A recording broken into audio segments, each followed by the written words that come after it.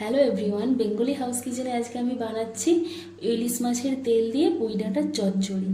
আর এখানে নিয়ে নিয়েছি আলু, বেগুন আর মূলো আর পুঁই ডাঁটা আর পুঁই শাক। এটাকে আজকে আমি বানাবো ইলিশ মাছের তেল দিয়ে। চলো তাহলে রান্নাটা শুরু করি। পুঁই ডাঁটার চচ্চড়ি বানানোর জন্য আমি এখানে সরষের তেল ব্যবহার এবার দিয়ে দিচ্ছি। দুটো শুকনো লঙ্কাকে ছিঁড়ে দিয়ে দিচ্ছি।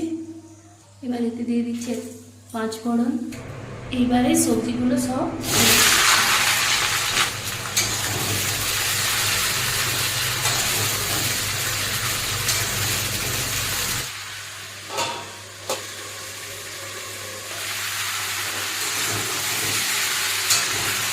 যতক্ষণ না পুঁই ডাঁটা একসাথে কালার চেঞ্জ হয় ততক্ষণ ভালোভাবে একে নেড়ে নিতে হবে।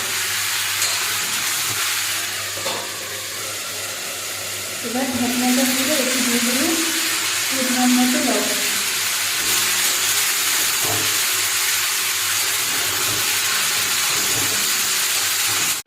এইবারে দিয়ে দিচ্ছি অল্প পরিমাণে হলুদের গুঁড়ো, আর তার সঙ্গে দিয়ে দেবো ধনিয়া গুঁড়ো আর 1 চামচ জিরে গুঁড়ো।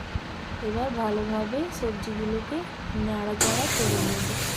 ইলিশ মাছের কাঁচা তেলটাই দিয়ে দিচ্ছি, দিয়ে ভালোভাবে নেড়ে চেড়ে দেবো। আবার ঢাকনাটা চাপা দিয়ে দিচ্ছি।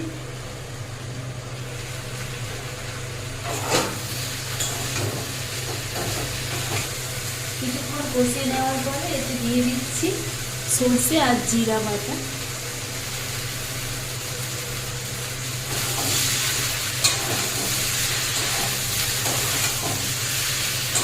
সরষে আর জিরা বাটাটা দিয়ে অল্প নাড়াচাড়া করে জল দিয়ে দিচ্ছি। সেটা দিয়ে দিচ্ছি মশলার জলটা, দিয়ে দিচ্ছি জল পরিমাণ মতো। একটু বেশি করে জলটা দিতে হবে কারণ ডাঁটাগুলো সেদ্ধ হবে। সবজিটা ফুটে উঠলে এতে আমি ঢাকনা চাপা দিয়ে দেবো। দিয়ে দিচ্ছি একটু চিনি অল্প পরিমাণে, দিয়ে আমি এবার ঢাকনা দিয়ে দিলাম।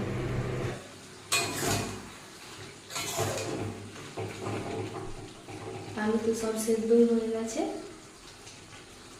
আর ডাঁটাগুলোও সেদ্ধ হয়ে গেছে। সবজিটাকে একটু ভেজে নিতে হবে। রেডি হয়ে গেছে ইলিশ মাছের তেল দিয়ে পুঁই ডাঁটার চচ্চড়ি।